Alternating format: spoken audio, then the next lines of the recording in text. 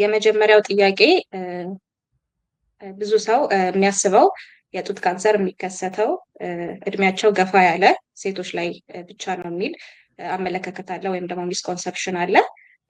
ተመልካቾችን ማወቅ የፈለጉት እነዚህ በእድሜ የገፉ ብቻ ሴቶች ብቻ ናቸው ለጡት ካንሰር ተጋላጭነት ያላቸው?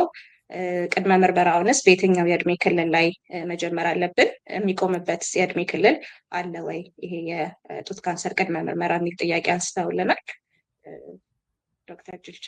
ይሄንን ጥሩ ጥያቄ ነው። ካንሰር በአጠቃላይ የኦልድ ኤጅ በሽታ ነው፣ ወይም እድሜ ሲገፋ የሚከሰት በሽታ ነው። ይህ ማለት ግን በሽምግልና ላይ ያሉ ወይም እድሜያቸው የሄዱ ላይ ብቻ ነው የሚከሰተው ማለት አይደለም። በትልልቅ ሰዎች ላይ የሚከሰትበት የራሱ ምክንያት አለው። ቀድመን መሰረታዊው የካንሰር እሳቤ ለማንሳት ሞክረናል።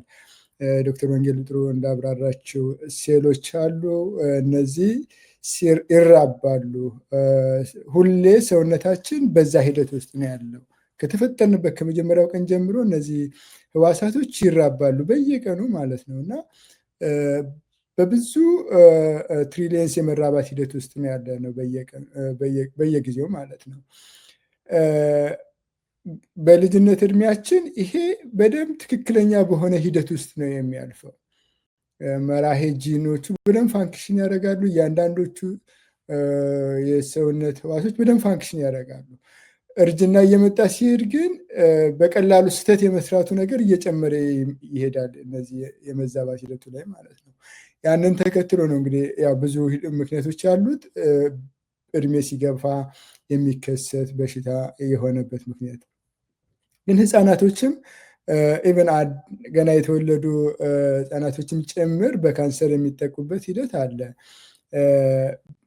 እነትኞቹ በህፃናት ይበዛሉ፣ እነትኞቹ በትልልቅ ሰው ላይ ይበዛሉ የሚለው ስታቲክሱ የሚያስቀምጠው ነገር አለ።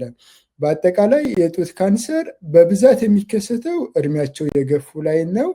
ግን ወጣት ሴቶችንም እንደዚሁ በጡት ካንሰር ተይዘው በብዛት እናያለን።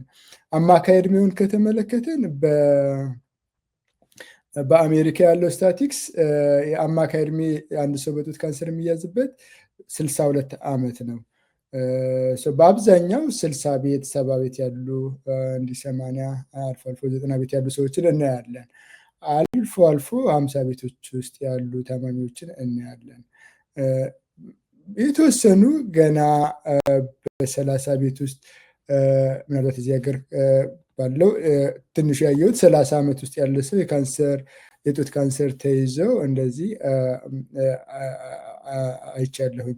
የኢትዮጵያን መረጃዎች ስንመለከት አማካይ እድሜው 40 ቤቶች ውስጥ ነው። ጠንከር ያሉ ጥናቶች ያው ማግኘት ኢትዮጵያ ውስጥ ያስቸግራል። አብዛኞቹ ከጥቁር አንበሳ የሚወጡ ናቸው። የሀገሪቱን ስታቲክስ በተወሰነ መልኩ የማሳየት ሂደት አለው። ብቸኛው ካንሰር ሰርቪስ ይሰጥ የነበረ ተቋም ስለነበረ ግን ትክክለኛውን መረጃ ማግኘት ያስቸግራል። እነዚያም ነው አብዛኞቹ ከ40 እስከ 60 ነው። አማካይ እድሜዎቹ ግን 40 ነው የሚለውን ነው የሚያስቀምጡት የኢትዮጵያ ማለት ነው። ስለዚህ ከሌላው ዓለም ትንሽ ዝቅ ያለ ነው። ይሄ የሆነበት ያው እንግዲህ ዶክተር ማቴዎስ ብዙ ጊዜ ሲያስተምረን የሚያነሳው ነገር አለን የምንስማማበት የፖፑሌሽን ፒራሚድ ኢትዮጵያ ውስጥ ብዙ ሰው እድሜው ገፍቶ አይሄድም። አብዛኛው ሰው በኢንፌክሽኑም በምኑም እድሜው ስለሚቀጭ የአንድ ሰው